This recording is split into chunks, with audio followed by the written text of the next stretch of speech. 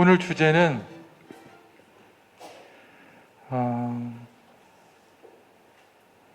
하느님 나라에서 행복하게 살아가기. 벌써 눈빛이 이상해지는 사람이 있어요. 하늘 죽으란 얘기인가? 이렇게. 저는 늘 강조하듯이 지금 우리가 살고 있는 이 세상이 하느님 나라라고 굳게 믿고 있습니다.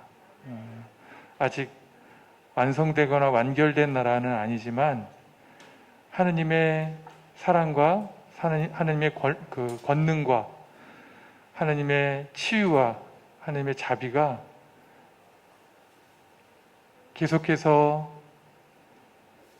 실현되고 있는 곳이 이 세상이고, 그래서 하느님의 사랑이 계신 곳이기 때문에 이 세상은 하느님 나라라고 이 연사는 굳게 믿고 있습니다. 그런데 하느님 나라임에도 불구하고 많은 경우, 여기 계신 분들도 관심법으로 보니까 70% 이상은 다 근심, 걱정, 불안이 많이 있어요. 뭔가 병, 마음의 병, 몸의 병 이런 것도 갖고 오신 것 같고, 치유를 받고 싶어서 오신 분도 계신 것 같고, 왜 하느님 나라라고 그러는데 이렇게 인생은 많이 힘들고 어려울까? 저 앞에 있는 사람이 지금 사기치는 거 아닌가? 뭐 하려고 사기를 치는 걸까? 여러 가지 이제 생각이 들 텐데, 그래서 간단하게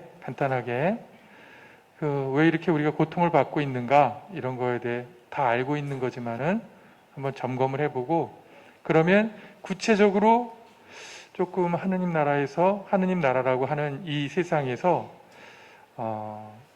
좀 건강하게 행복하게 사는 방법은 뭐가 있을까 한번 탐색을 해보는 시간을 갖도록 하겠습니다. 저는 지금 현재 서울대교구 상설고의 신부예요. 그러니까 맨날 뭐만 하는 사람이에요? 고해 성사 주는 신부예요. 저쪽에 이렇게 쭉 올라가면은 옛날에 구 개성여고 자리에 상설고해소가 있어요. 영성센터라고 그래가지고 상설고해소가 있는데, 거기서 우리 신부님들이, 상설고해 담당 신부님들이 일주일 내내 아침 평일은 11시부터 또 주말은 10시부터 저녁 8시까지 성사를 계속 주고 있습니다. 그러니까 아는 신부님 찾아가서 면담할 생각하지 말고 상설고에 가가지고 성사를 보시면서 속에 있는 죄 지은 거, 또 껄쩍지근한 거, 힘든 거, 이런 것들을 다 고해하시면서 고해 성사의 은혜를 받으시면 되겠습니다. 제가 지금 고해 신부로 있지만은 전문 용어로 제가 특수통 신부예요. 우리 검찰이나 뭐 이런 데만 특수통이 있는 게 아니라 신부들도 특수통이 있어요. 이 말은 뭐냐면 특수 사목으로만 계속 제가 다녔어요. 그래서 병원 사목도 10년 가까이 하고, 사회복지 쪽에 가서도 또 하고, 또 상담하는 쪽에 가서도 하고, 지금 최종적으로 지금 고해소에 왔는데, 사목지가 바뀔 때마다 일하는 곳은, 신부님들이 일하는 곳은 다 비슷하잖아요. 그죠? 신자들 만나고 사목적인 일을 하는데, 제가 말씀드리고 싶은 거는 신부님들이 사는 숙소도 함께 또 바뀌어요. 제가 사제 생활을 한 30년 했는데 가만히 보니까 10번 이상 옮겨 다닌 것 같아요. 공무원도 아니고 장교도 아닌데, 아무튼 그래서 10군데 이상의 집을 다니다 보면은 거기에 있는 신부님들이 함께 있을 거 아니에요. 그죠? 그 사제 공동체가 있는데 어떨 것 같아요? 사제 공동체는? 왜 웃으시죠? 뭔가 알고 있다라는 이런, 사제 공동체 어떨 것 같아요? 신부님들만 같이 모여서 살고 있는, 지금 현재 우리는 한 20명 가까이 사는데 어떨 것 같아요? 갈등 나왔어요. 갈등이 있을 것 같다. 또 삭막할 것 같아요? 우리 왜 사제 공동체를 왜 그렇게 보지? 왜 삭막할 것 같아요? 아, 남자들만 있으니까.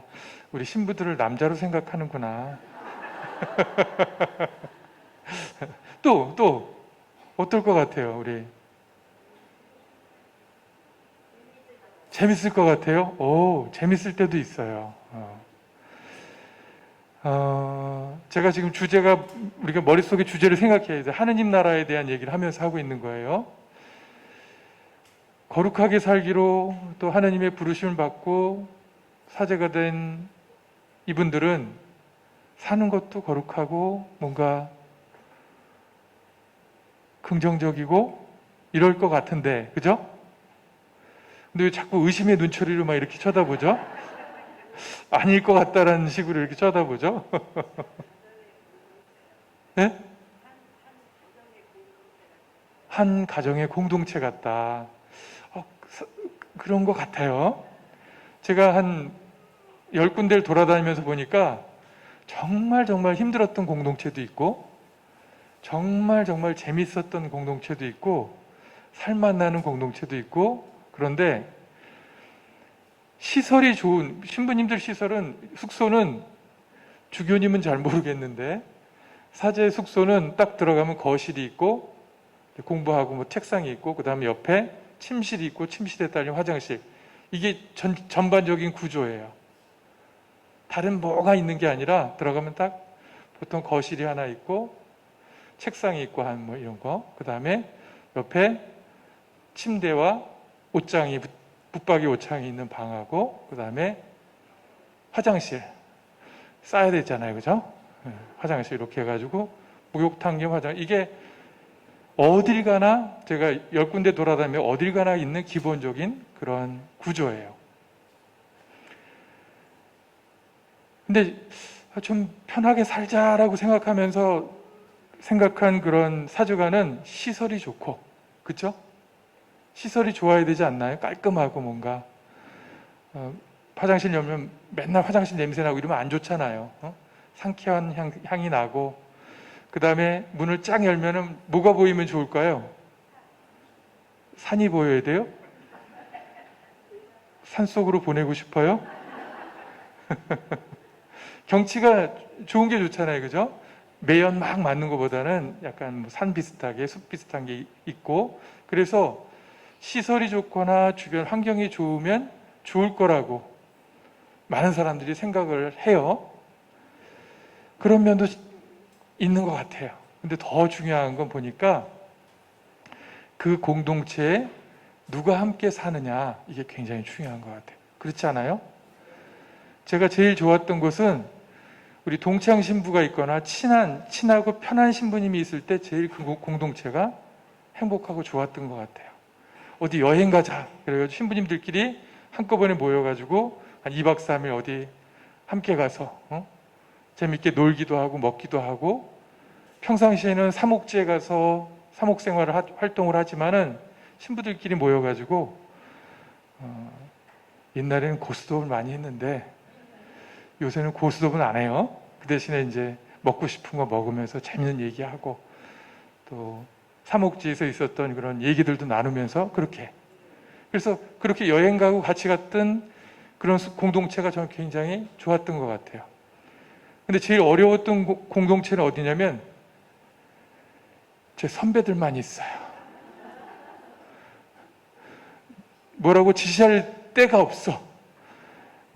그 맨날 시키는 대로 따라해야 되고 거기다가 조금 권위적인 선배가 있으면 뭐냐면 이거 해라 마라 문자로 보내가지고 너 했어 안 해서 자꾸 체크를 하는 거예요.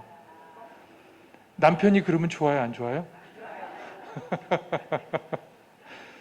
제일 힘들었던 공동체가 그런 공동체 같아요. 이 사람들하고 별로 이렇게 편하지 않은 공동체. 그래서 제 말씀드리고 싶은 것은 하느님 나라나 행복한 그런 곳은 시설이나 환경이나 조건이 좋다고 행복해지는 것은 아닌 것 같다. 저만 그런가요? 여기 계신 분들도 그런 건가요?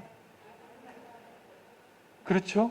네, 100%다 인정하진 않는데 그래도 뭐니 해도 머니가 좀 많아야 되고 환경도 좋아야 되고, 먹을 것도 잘 나와야 되고, 이런 걸 기본적으로, 기본적인 욕구죠. 그게 잘 충족이 돼야 된다. 이런 것 기본으로 있지만, 그보다 더 중요한 건 함께 사는 사람들과 어떻게 지내는가. 이게 굉장히 중요한 요소라는 것을 숙소를 다니면서, 누가 그럼 꼭 집어서 얘기해요. 신부님, 그럼 10군데 중에서 어디가 제일 좋았어요? 차마 얘기할 수 없습니다. 네. 지금 사는 공동체가 제일 좋아요. 환경도 좋고, 지금 산속에 살고 있어요. 환경도 좋고, 같이 살고 있는 신부님들도 좋고. 우리는 이제 인사발령이 계속 나잖아요. 그죠? 어떤 신부님 본당으로 가고, 어떤 신부 본당에 있던 분은 또 특수사목으로 가고, 또 본당에 있다가 안식년을 하기도 하고. 근데 우리 공동체에도 신부님이 이동을 하게 됐어요. 그러니까 같이 모여서 식사하다, 야, 우리 신부님 한번 떠나니까 같이 가서 차 한잔 마시고 환송 파티 해주자.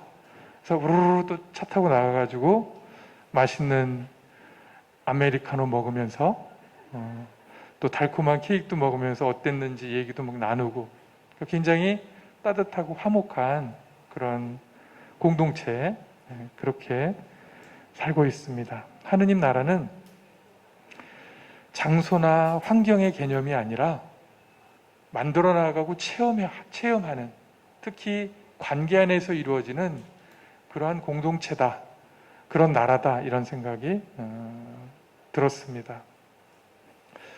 하느님 나라인데 왜 이 세상은 이렇게 힘들고 어려울까? 여기 계신 분들의 절반 이상도 다 힘들고 어려운 거리를 들고 이렇게 오신 것 같은데 왜 어려울까?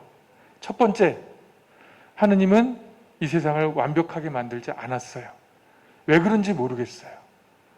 그래서 이제 이건 순전히 제 사견이에요. 딴 데 가서 얘기하면 가만 안 둘 거예요. 하느님이 후회하시는 것 같아요.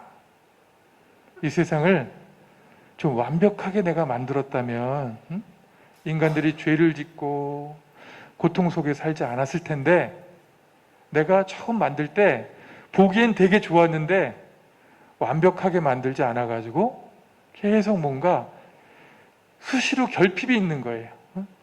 그러니까 그 결핍을 메우고 채우고 하느라고 자꾸 인간적인 측면에서 뭐가 되면 욕망이, 욕구가 되는 거죠. 여러분들 점심 다 드시고 오셨나요? 물론 다이어트 하느라고 안 드신 분 있어요. 관심법으로 보니까 5분 계시네요, 여기. 점심 안 먹고 오신 분 5분 있어요. 근데 안 먹으면 어때요? 저녁도 안 먹을 자신 있어요? 배고프면 못 참죠, 그죠? 욕망이나 욕구라는 것은 생존을 하기 위한 기본적인 그런 어떤 요소예요. 이게 바로 완전하지 않다는 거죠. 완전하면 안 먹고 안 자고 안 싸도 꾸준히 이어져 나가야 되는데 그렇게 안 된다는 거죠. 그래서 하느님은 첫 번째로 알 수 없는 걸 우리는 전문용어로 뭐라고 그래요? 신비라고 얘기하죠. 신비. 예전에 신비 얘기를 했었는데, 신비가 이해가 잘 안 되시나요? 안 되면 설명해 드리고 되면은 그냥 넘어갈게요. 우리 신학교 때 동창들이 있는데 공부를 열심히 하고 잘하는 그런 동창이 있고, 누가 봐도 전문용어로 날라리인 친구가 있어요. 공부도 제대로 안 하고 막 노는 것만 좋아하고 툭하면, 이거 극비상이라지만 이렇게 우리 신학교는 성으로 쌓여 있어요. 그 사대문 안에 바로 붙어 있는데, 회화문 안쪽에 있는데, 그래서 이쪽은 나갈 길이 없고 그냥 바깥으로 정문 아니면 나갈 길이 없어요. 근데 신학교는 기숙사 생활을 하기 때문에 외출 시간이 굉장히 적게 제한이 되어 있어요. 나가고 싶어요? 안 나가고 싶어요? 20에서 30 정도 나이 되는 제일 그 열정이, 혈기가 넘치는 사람들이 이 안에 갇혀 사는 거예요. 그러니까 틈만 나면 나가고 싶은데, 보통 우리 일반적인 신학생들은 그냥 규칙을 잘 지키면서 사는데, 그 안에도 항상 빠삐용 같은 사람이 있어요. 틈만 나면 어떻게 하면 이걸 좀 나갈까 막 이런 사람이 있는데, 나가면 뭐 해요? 보통 전문 용어 좀 써도 돼요? 술을 처먹고 와야 다. 욕구를 풀 게 없으니까. 그래서 술 먹고 술이 모자라면 잠자는 시간에 몰래, 이게 들은 얘기예요. 저는 이제 저 같은 범생이는 잘 모르고, 그 5m, 4m 되는 성을 뛰는지 기는지 매다니는지 모르지만 아무튼 넘어가가지고 그 근처 이제 삼선교거든. 삼선교, 해화동, 뭐 성신여대, 먹자 시장도 많아요. 거기 가서 또 주님을 영접하고, 다른 주님이죠. 근데 뭐 어떻게 거기 기어 올라오는지 올라와가지고 또 잠자리에서 자고. 아는 사람만, 제가 그랬다고요?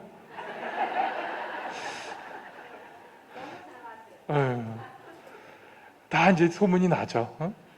근데 그렇게 하고, 그 다음에 뭐 논문도 써야 돼요. 4학년 졸업하고 또 그 대학원 과정도 있어. 논문 공부를 안 하니까 모르는 거니까, 야, 논문비는 내가 낼 테니까 네가 다 쓰고 내일 공동 저자로 하자. 아니, 안 돼. 하자고 해가지고 이제 그렇게 해서, 그래서 저런 인간이 신부가 되면 안 되지 막 이랬는데, 서품 받는 날 그렇게 열심히 하고 그랬던 친구는 4학년 군대 갔다 오고 나서 신학교를 나갔어요. 없어요. 근데 아까 누구라고 그랬죠, 제가? 그렇죠. 날라리. 이 친구는 서품 받는 날 같이 고개 숙이고 이렇게 있잖아요. 오소서 성령이 하면서 이렇게 누워있는 신부들 다 될 때 누워있잖아요. 그죠? 그때 같이 누워있고 신부가 된 거예요. 그래서 우리가 그 다 끝나고 나 퇴장한 다음에 그 제2방에 모여가지고 그 친구한테 뭐라고 그랬는 줄 알아요? 너는 신앙의 신비다.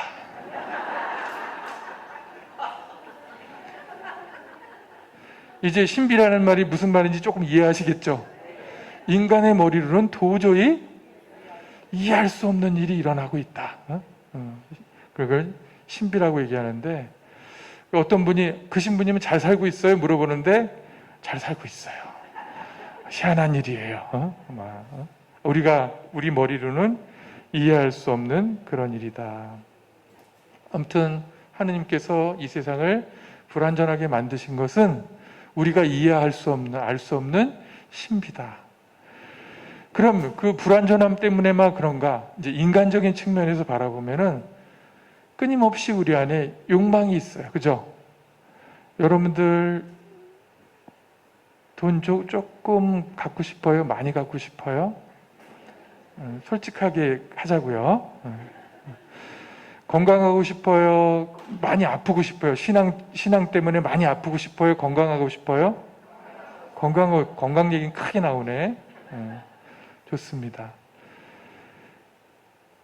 누구나 가질 수 있는 욕구고 욕망이에요. 그런데 여기에 욕구가 아주 심해지면, 집착으로 가면 이걸 우리 탐욕이라고 얘기하는데, 이 탐욕이 우리를 고통스럽게 합니다. 어머니 아버지가 너무나 사랑스럽게 자식들을 잘 키웠고, 3남매 잘 키웠고 풍요롭게 키우고 난 다음에 집도 몇 개 있고 돌아가셨어요. 그러고 난 다음에 부모님이 사랑을 잘 베풀어 줬으니까 3남매가 재산을 잘 분배해서 잘 살겠죠? 네? 그렇지 않더라고요. 남의 집 얘기죠? 네. 희한하게 돈 문제가 딱 생기면은 그렇게 우애가 좋던 형제와 남매지간이었는데 의가 다 상하더라고요. 누구는 1대1로 가자 그러고, 누구는 왕년에 네가 미리 받았기 때문에 1대1딜이 아니다. 복잡해져. 세부로 들어가면 복잡해져요. 난 첫째니까, 부모님 모셨으니까, 치매 걸리고 막 똥오줌도 받아냈으니까 내가 조금 더 받아야 되는 거 아니냐, 인간적으로. 그럼 동생들은 뭐라 그래요? 누가 하라 그랬냐고. 지가 좋아서 하고서 왜 그러냐고. 그런 일이 있어요, 없어요? 네, 남 얘기처럼 얘기하지만 우리 주변에 아주 가까이. 왜 그럴까? 그렇게 사이가 좋고 부모님도 자녀들 이렇게 잘 키웠는데 왜 그럴까? 이 안에, 인간 안에 탐욕이, 욕심이. 그래서 불교에서 인간을 가장 고통스럽게 하는 독이 세 가지가 있는데, 이제 늘 얘기하는 거죠, 여기서. 저는 스님은 아니지만, 네, 탐진치, 탐욕과 분노와 어리석음이 이 몸 안에 있는, 마음 안에 있는 삼독이다, 세계의 독이다, 이렇게 얘기하고 있는데, 가만히 보면 다 연결이 돼 있어요. 그죠? 탐욕은 왜 생겨요? 어리석기 때문에 생기는 거 아니에요? 그 다음에 욕구가 충족이 안 되면 여러분들 어떤 감정이 생길까요? 나 갖고 싶은데 못 가졌어. 그럼 어떻게 해요? 막 화가 난단 말이에요. 왜 나는 이걸 가질 수가 없는 거야? 왜 나는 못해? 하면서 성이 나고 화가 난다고요. 그래서 욕심이 아주 많은 욕심이 우리를 고통스럽게 하는데, 그래서 방법을 알려드리면 욕심을 좀 덜 가집시다 하면 오케이, 됐죠? 없어지나요, 욕심이? 어떻게 해야 되죠? 아니오까지는 나왔는데. 그래서 교회에서는 전통적으로 옛날부터 덕을 쌓는 훈련을 계속 한 거예요. 이걸 수덕생활이라고 하죠. 신심생활, 수덕생활이라고 하는 건 뭐냐면, 덕이라는 말을 아주 쉽게 얘기하면 뭐예요? 좋은 습관이에요. 좋은 습관. 나와 다른 사람에게 도움이 되고 유익이 되는 그런 좋은 습관을 덕이라고 하는데, 이 덕을 쌓는 거예요. 대표적인 덕이 뭐예요? 세 가지. 향주삼덕 뭐예요? 믿음과 희망과 사랑. 하느님을 향해서 우리가 가져야 될 그런 덕. 다 갖고 있지 않나요? 가지려고 노력하지 않나요? 믿음. 하느님에 대한 믿음뿐만 아니라 지금 옆에 있는 이 사람들, 내 부부 사이, 자녀, 부모, 이거 믿음 없으면 살아야 못 살아요? 우리 아버지가 지금 잘해주지만 개뿔 저 마음 안에는 나를 키워가지고 돈을 많이 벌기 위해서 당신을 부양하라고 지금 잘 키우는 거 아닐까? 만약 이런 헛생각으로 하고 있다면 아버지하고 사이가 좋을까요? 너무 허황된 얘기를 해가지고 반응이 없네요.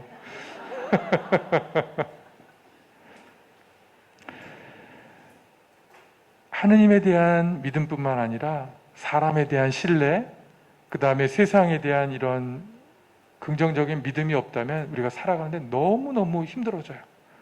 여기 계신 분들 중에 누군가 한 분 이따 계단으로 가다가 굴러 떨어질 거예요. 그럴까요? 안 그럴까요? 이거 건물 지금 한 50년이 넘은 건물인데 천정이 내려앉을까요? 안 앉을까요? 안 내려앉는다고 왜 이렇게 확신을 하죠? 이런 것들이 부지불식간에 우리가 갖고 있는 그냥 자연스러운 믿음이에요. 믿음이 없다면 우리는 살아가는데 굉장히 어려워요. 여러분들이 이제 이따가 집에 가거나 아니면 집에 가기 귀찮아가지고 밥하기 귀찮아서 저녁 때 나가서 식사를 주문해서 먹는데 거기 독이 타져 있을까요? 안 타져 있을까요?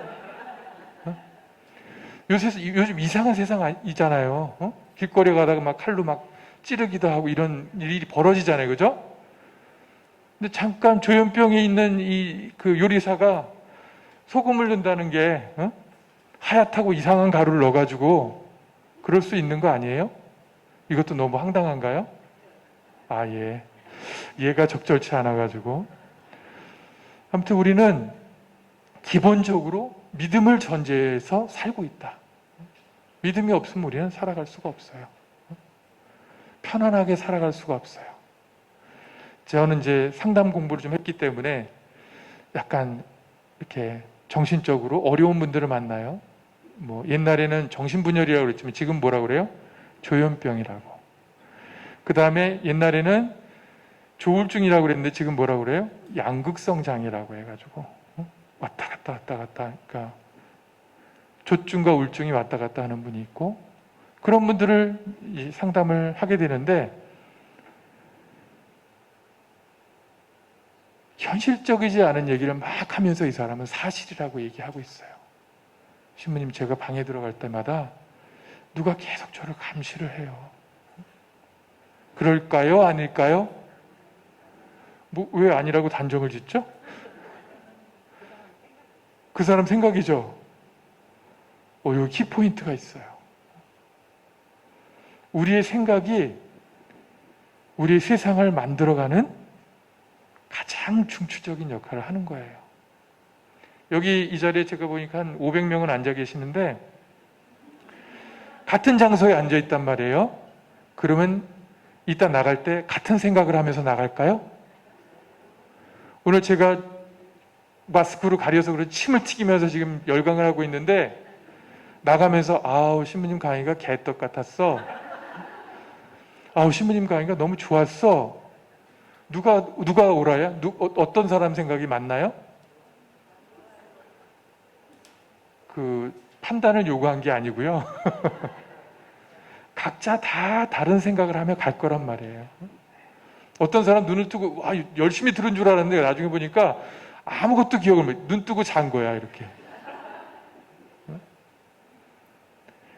똑같은 장소, 똑같은 환경, 똑같은 강의를 들었는데도 머릿속에 남는 게 전혀 달라요. 그럴까요? 안 그럴까요? 그래서 무지무지 중요한 게, 제가 이제 이 얘기 먼저 안 하려고 했는데 생각이라고 말씀을 딱 해주셔가지고, 그 사람 생각이라는 거, 내가 어떤 생각을 많이 하고 어떤 걸 많이 보냐에 따라서 나의 삶이 완전히 달라진다라는 거예요. 그래서 이제 그 상담을 하는 사람 얘기를 아주 간략하게 요약하자면, 신부님, 제가 뭐 할 때마다 주변에서 이상한 소리가 계속 들려요. 막 아무렇지도 않은데 갑자기 제가 책을 보려고 망치 소리 꽝 들리고요. 그 다음에 제가 방문을 딱 들어서는 순간 까마귀 소리 깍 하고 들리고요. 이게 이 사람을 어떻게 하기 위해서 그런 거예요? 그냥 자연스럽게 일어나는 소리예요? 그 자연의 소리죠, 그죠? 네? 핸드폰 소리. 뭐 그렇게 그런 사람도 있고. 그래서 뭐라고 그러냐면, 세상에 있는 많은 소리나 이런 것도 일종 하나의 자극인데, 이걸 그냥 중립적인 용어로 얘기하는 자극인데 대부분 중립적인 자극이다. 중립적인 자극이다. 네가 생각하는 거일 수도 있고 또 뭐예요? 아닐 수도 있고. 근데 이 사람은 100% 본인이 생각이 맞다고 생각하는 거예요. 그래서 막 교육을 시켜놨더니 나중에 이제 신부님, 저한테 중립적인 자극이 용어를 알아가지고 이제 중립적인 자극이 들어왔는데 또 이상하게 생각이 들더라고요. 그래서 이건 중립 자극이다 이러면서 막 이렇게 그 시간을 이겨내려고 노력했다 뭐 이런 얘기를 하더라고요.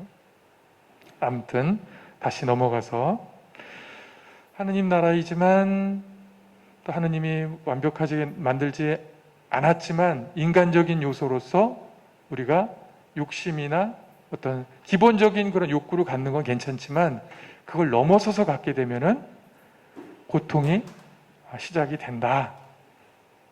그러면 이 고통을 없애 나가는 방법 중에 가장 대표적인 방법이 뭘까? 역사적으로는 들어보셨나요? 에피쿠로스 학파하고 스토아 학파라고 들어보셨어요? 행복을 추구하는 학파 둘이었는데, 하나는 쾌락을 최대한 많이 추구하자. 쾌락을 계속 추구하다 보면 인생이 너무 행복해질 거 아닌가. 엑스타시스, 절정을 계속 체험하자. 이게 에피쿠로스 학파고, 스토아 학파는 아니다. 인간적으로 쾌락을 계속 추구하면 사람들의 쾌락은 영원히 지속되는 게 아니라 경제학 용어로 뭐예요? 한계 효용의 법칙에 의해서 여기 올라가면 그 다음에 계속 가요? 내려가요? 경험이 있을 거 아니에요? 올라가요? 그냥 내려가요? 꼭지에 올라가면 그 다음에 내려간 다음에 사과를 무지무지 저도 사과를 좋아하는데 사과 좋아하시는 분 있죠? 사과 맛있는 좋아요. 사과 하나를 딱 줬어요. 너무 맛있어. 자, 2개 주면은 아유 2개까지 너끈해. 5개 다 주고 다 먹으라고 그러면 뭐라 그래요? 욕 나오죠. 이씨. 그러니까 2개까지가 이 사람의 즐거움과 행복의 정점이에요. 그 다음에 3개째 먹으면 맛있긴 한데 조금 좀 배가 부르다. 4개 먹으면은 종이 씹는 것 같다. 뭐 이 느낌이 그 다음에 5개 먹으라 그러면 이제 날 고문하고 있어. 이렇게 나간다고요. 그래서 스토아 학파는 어떻게 했냐면 절제하고 조화를 이뤄나가자. 쾌락을 무조건 추구하는 게 아니라 추구한다고 다 추구되지도 않고 충족되지도 않고 적절하게 이어나가자. 절제와 중용을 통해서 삶을 조화롭게 가자. 여러분들은 에피크로스 학파 쪽에 속해요? 스토아 학파 쪽에 속해요? 차마 에피크로스라고 얘기할 수 없고 마음속으로는 그렇게 하고 싶은데 좋은 것만 막 찾아다니고 다 하고 싶은데 그런데 중요한 건 방법은 다르지만 이 사람들이 목표로 했던 것은 똑같았어요. 행복한 거, 마음이 편안해지는 거, 이거를 추구했던 거죠. 조금 아까 수독 생활이라고 제가 말씀드렸잖아요. 그죠? 고통 가운데서도 이걸 극복하기 위해서 우리가 무슨 활동을 하냐면 긍정적인 습관을 자꾸 들이려고 노력하는 거예요. 덕이라고 그랬죠, 덕. 근데 사람들은 늘 다른 생각을 하고 다른 걸 보고 다른 판단을 할 것 같지만 어제 했던 생각과 말과 행동의 90 몇 프로로 쓸까요? 90 몇 프로 쓸까요? 97%를 그대로 반복해요. 심지어 100%를 똑같이 하는 사람들도 있어요. 제가 증명해 보일까요? 실험해 볼까요? 자,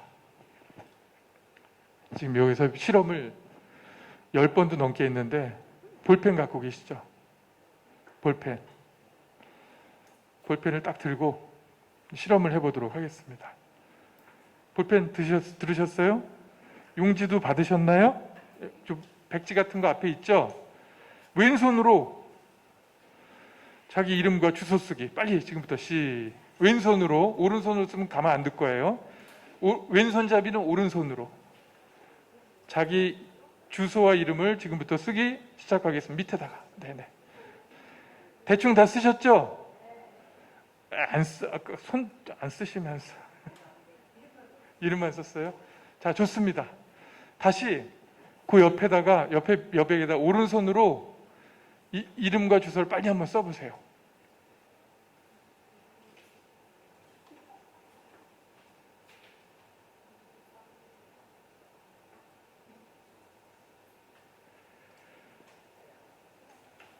자, 아직도 왼손으로 계속 쓰면서 반항하고 계신 분들이 계세요. 자, 좋습니다. 실험을 마치도록 하겠습니다. 왼손으로 쓸 때 어떠세요, 몸이? 네? 어떤 사람은 그냥 계속 웃어요. 본인이 이상해졌나 봐. 막 웃고. 어떤 사람은 잘 쓰겠다고. 오른손으로 쓸 때는 어떠셨어요? 그냥 뭐 눈 감고도 쓸 정도로 편했죠. 그죠? 여러분들이 살아가면서 글씨 쓸 일이 있을 때 왼손으로 쓸 확률은 몇 프로예요? 왼손으로 쓸 일이 없죠. 그죠? 좋습니다. 그럼 이제 또 글씨 쓰는 거 싫어하는 사람이 있기 때문에 깍지 끼는 걸 한번 해볼게요. 손깍지. 자, 요거를 깍지를 이렇게 폈다가 자연스럽게 손깍지를 한번 끼워보세요. 자, 어느 쪽 엄지가 위로 올라갔는지 이렇게 잘 보세요. 남의 거 보지 말고, 네, 이게 올라갔구나. 다시 뺀 다음에 다시 빼세요. 다시 편안하게 다시 한번 깍지를 딱 끼워보세요. 어떤 엄지가 위에 있는지 기억하시죠? 자, 손을 뺐다가 반대손 엄지가 위로 올라가면 끼워보세요. 다시 빼시고 다시 편안하게 깍지를 끼워보세요. 깍지가 1번으로 들어갔어요? 2번으로 들어갔어요? 처음에 했던 대로 들어갔어요? 반대로 올리라고 한 쪽으로 들어갔어요? 처음이죠. 자, 그러면 또 큰 실험을 해보죠. 팔짱을 한번 껴보세요. 팔짱. 아주 거만하게. 어느 손이 위로 올라왔는지 이거 확인하세요. 어느 손이. 남의 거 보지 말고 내 것만. 자, 다시 한번 껴보세요.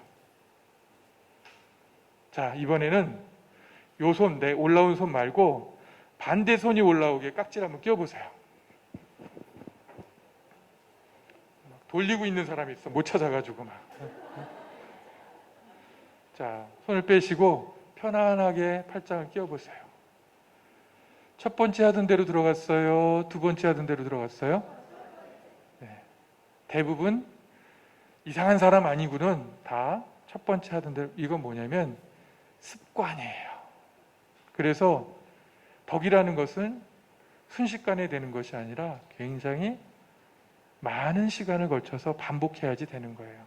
최근 행동심리학에 의하면 3주를 집중적으로 하면은 좋아진대요. 변화가 습관이 되기 시작한대요. 되기 시작하는 거예요. 된 게 아니라 되기 시작하는 거예요. 3주. 3주가 며칠이죠? 3, 7은 20일.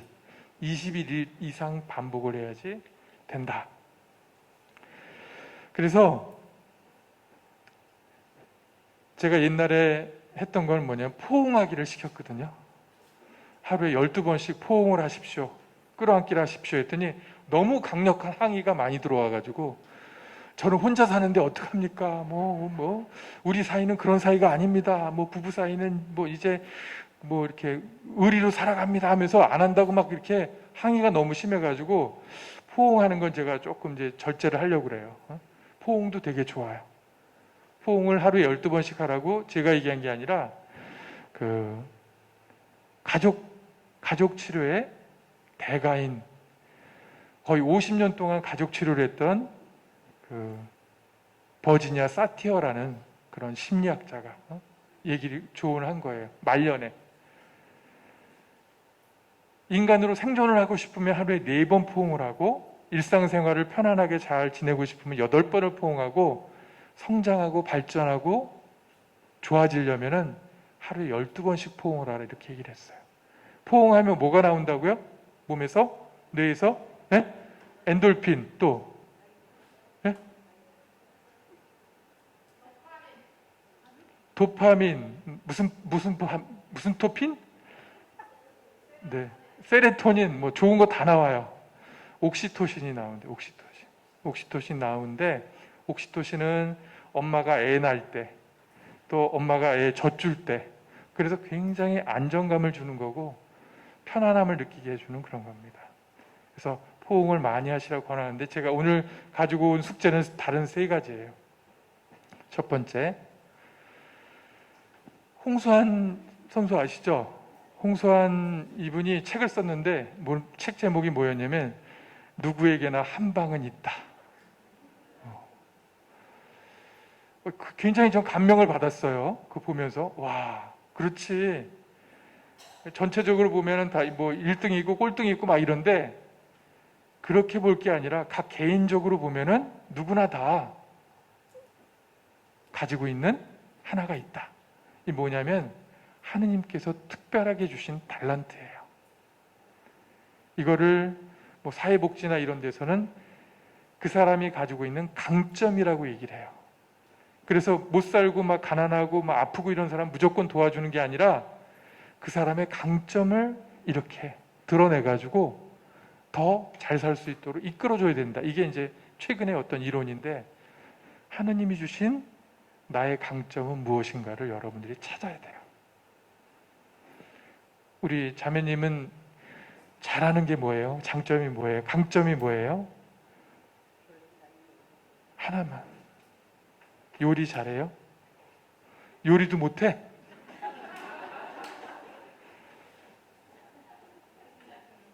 성품이 굉장히 착하신 것 같은데. 글쎄 모르겠어요. 남이 그렇게 평가를 해도 내가 이렇게 말씀을 굉장히 겸손하신 것 같아. 어? 이제 뭐냐면 자기 걸 찾아야 돼요. 남이 찾아주는 것도 아니고 하느님이 도대체 나에게 어떤 달란트를 주셨을까? 어떤 사람은 잘 웃기는 사람이 있어요. 그죠? 한마디만 하면 뻥뻥뻥 막 터져. 근데 요 반대 있는 사람 뭐예요? 에? 아니요. 잘 웃는 사람. 막 웃기는데 아무도 안 웃어. 이렇게 쳐다보고 있어. 그러면 어때요? 상처받죠.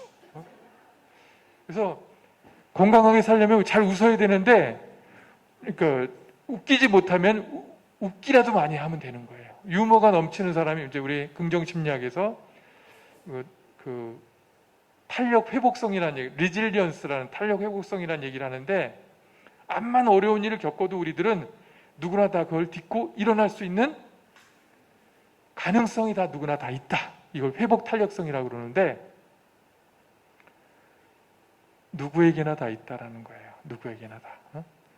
여기 태어날 때, 여기 올 때마다 항상 얘기해요. 태어날 때 여러분들은 그냥 엄마 아빠가 사랑 응애하고 나온 게 아니에요. 수십억 분의 1, 수백억 분의 1의 경쟁을 뚫고 나온 거예요. 무슨 말인지 아시겠죠? 자세한 설명 안 해도 알죠? 설명 안 하면 남사스러워져요. 그죠? 이 세상에 있다는 그 존재 자체가 어마어마한 경쟁력과 에너지와 힘을 갖고 있다는 상징이에요. 신부님, 저는 그렇게 보시면 안 돼요. 생각보다 약해요. 할 줄 아는 것도 없고요. 미모도 없고요. 건강도 별로 없고. 그 사람이 부정적인 것만 계속 바라보고 있어서 그래요. 안 되는 거. 그 사람은 조금 이제 이런 말 하기 그렇지만 행복하기 조금 껄쩍지근해요. 행복하기 어려워요. 왜냐하면 계속 안 좋은 것만 자꾸 바라보는 놀라운 능력을 갖고 있기 때문에. 그래서 첫 번째, 남들이 얘기해 주지 않더라도 내가 잘하는 게 뭐지? 나의 강점은 뭐지? 이걸 반드시 찾아내야 돼요. 여태까지 지금 제가 보니까 여기 한 60세 되셨나요? 좀 넘었어요? 이렇게 살아오시면서 지금 이 순간 여기 있다는 건 그 전에 어려움들을 극복했다는 거예요? 못 극복했다는 얘기예요? 죽을 고비도 다 넘겼잖아요. 그죠? 대단한 힘을 갖고 있는 거란 말이에요. 이 자리에 지금 있다라는 거는, 살아있다라는 거는 과거에 무슨 일이 있었는지 알고 싶지도 않고 몰라요. 하지만 그런 것들을 다 겪고 여기 왔다는 얘기이기 때문에 개선하신 거란, 개선 장군이란 말이에요. 이 자리에 있다는 것 자체가 어마어마한 힘이 있다는 거예요. 근데 그렇다면 내가 뭐로 이거를 극복해 나갔지? 한번 생각해 보시는 거예요. 뭐가 이렇게 이겨나가게 한 힘이었을까? 끈기? 아니면 인내심? 아니면 사랑하는 마음? 아니면 주변 사람들하고 따뜻하게 잘 지낸 거? 분명히 뭔가 있어요. 이 안에. 찾아내시면 좋겠고요. 두 번째는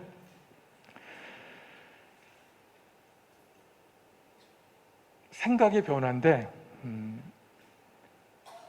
긍정적인 생각을 하시라고 여러분들 많이 들었죠? 이 몇 번째 듣는 거예요? 한 수천 번째 듣는 얘기죠? 그런데 가장 중요한 방법입니다. 생각이 바뀌면 행동이 바뀌고, 행동이 바뀌면 습관이 바뀌고, 습관이 바뀌면 성격이 바뀌고, 성격이 바뀌면 나의 운명이 바뀐다. 어디부터 출발했어요? 생각부터 출발해요. 생각부터. 내가 머릿속에 딱 가면 아침에 일어나거나 하루 종일 이렇게 저녁 때 점검을 해볼 때 안 좋은 생각이 많거나 안 좋은 일이 많았다고 생각하시는 분들은 부정적인 생각이 압도되어 있는 거예요. 잘 안 웃으시는 분 있죠? 매력적으로 보이지만은 별로예요. 생각이 감정을 만들어냅니다. 그래요, 안 그래요? 신부님은 왜 저렇게 얼굴을 가리고 못생겨서 저런가 봐. 어? 내 생각에 오늘 강의 별로 마음에 안 들어. 기분이 어떨까요? 그런 생각을 했다 그러면은 언짢아지죠.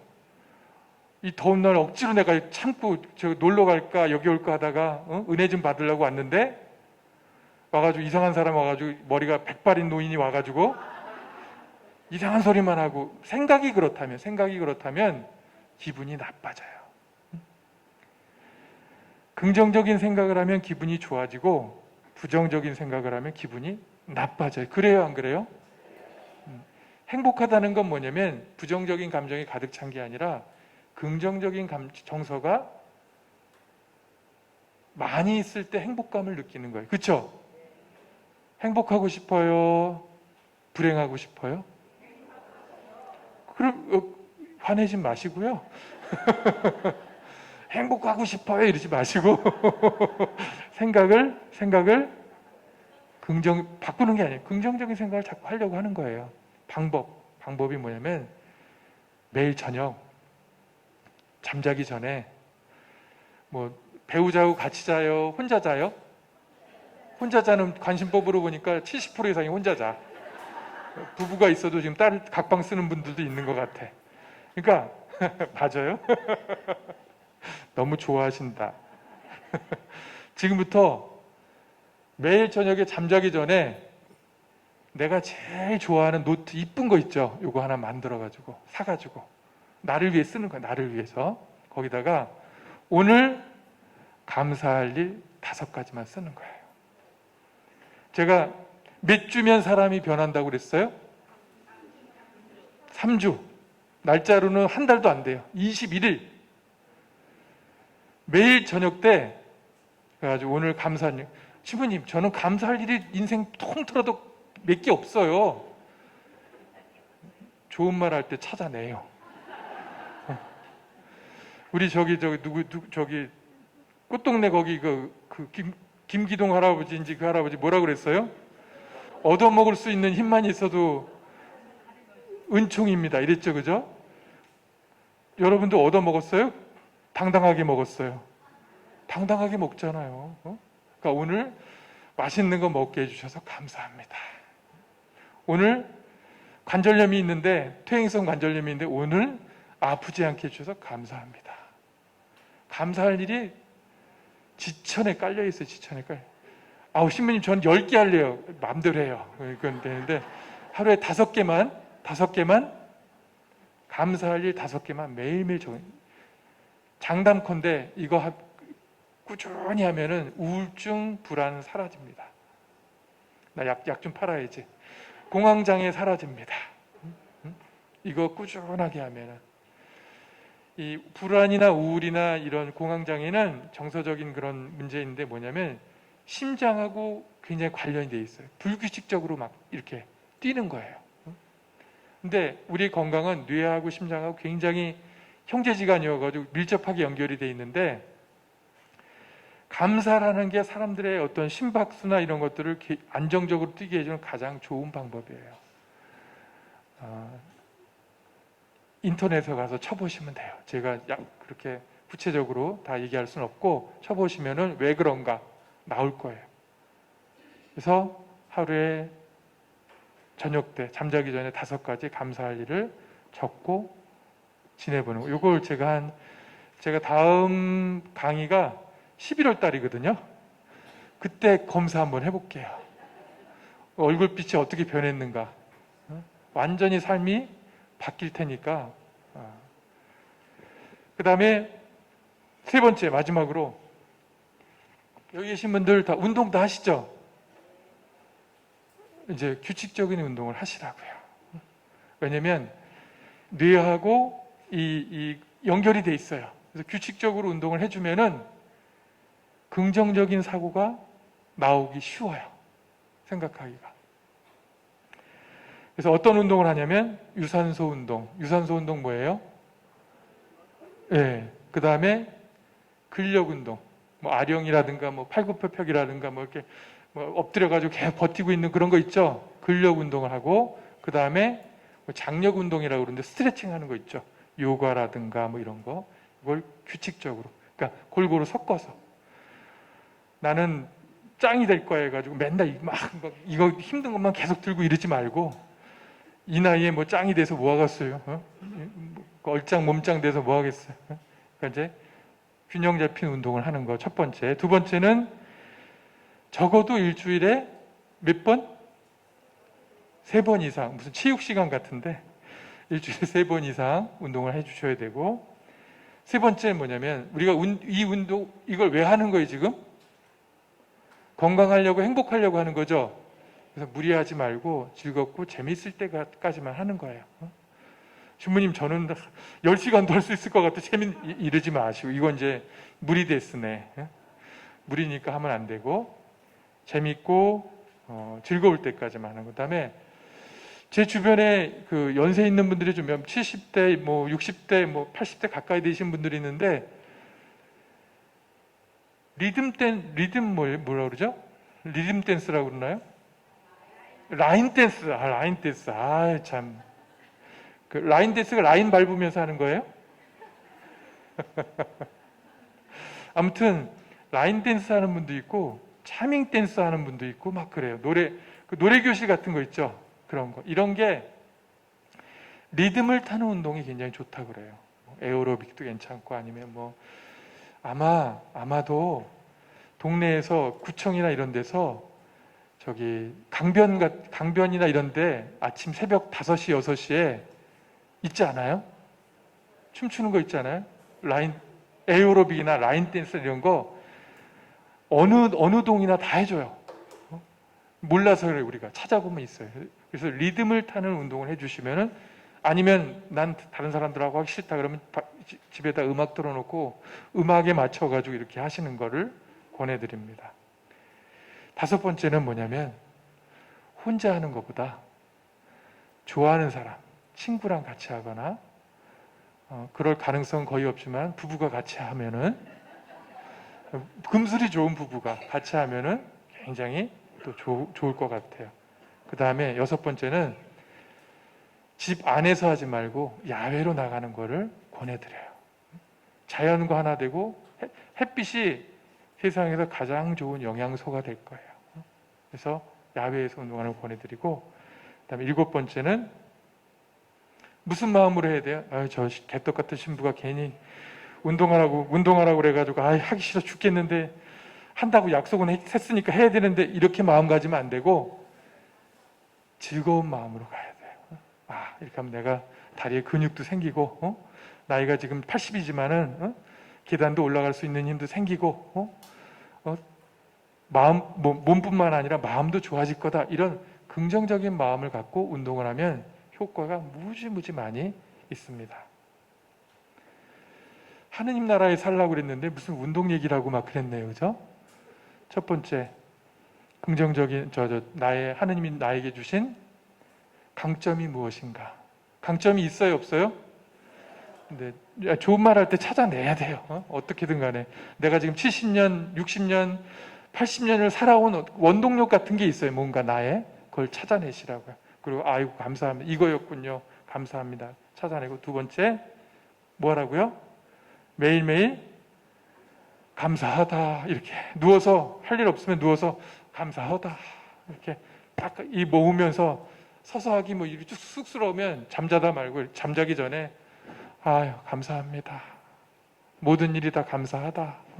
근데 우리 숙제는 뭐예요? 몇 가지? 5가지 감사한 일을 적기 시작하면은 놀라운 기적이 일어나기 시작한다. 그 다음에 마지막으로 3번째 뭐 하라고요? 운동하라고.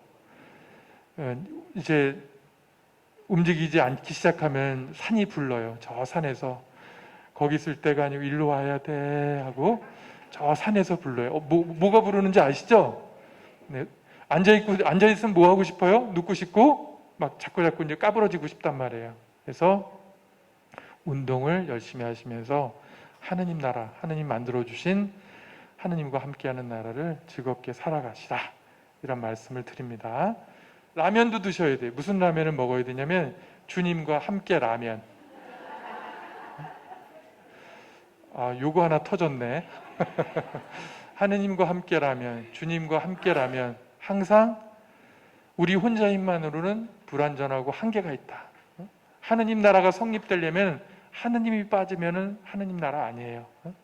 하느님과 함께, 특히 힘들고 어려울 때일수록 주님과 함께 라면을 먹으면서 이 어려운 시기를 극복하면 좋겠고, 웃고 감사하고 기도하고 일하고 움직이고 자연과 함께하고 또 친한 친구, 사랑하는 사람, 좋아하는 사람들과 함께할 때 지상에서 하느님 나라를 우리가 이미 미리 체험하게 될 것이다. 네, 좋습니다. 고통으로부터 시작했는데 여러분들 얼굴이 또 밝아진 것 같아서 좋아요. 왠지 여러분들이 오늘 더 행복해지고 좋은 일이 많이 생길 것 같은, 특히 9월 달에 더 좋은 일이 많이 생길 것 같은 불길한 예감이 듭니다. 네. 오늘 또 이 강의 끝나고 또 강의가 있고 찬양도 있고 미사도 있는데 많은 은총 은혜 받아가시기 바랍니다. 끝기도 하겠습니다. 성부와 성자와 성령의 이름으로 아멘. 사랑이신 주님, 저희가 아직 완전하지는 않지만 당신이 계시는 이 지상의 하느님 나라에서 날마다 좋은 것을 보고 좋은 생각을 하면서 행복하게 살아갈 수 있도록 저희들에게 그런 마음을 불어넣어 주시고 그런 행동할 수 있는 힘과 용기를 베풀어 주십시오. 영광이 성부와 성자와 성령께 처음과 같이 이제와 항상 영원히 아멘. 성부와 성자와 성령의 이름으로 아멘. 수고하셨습니다.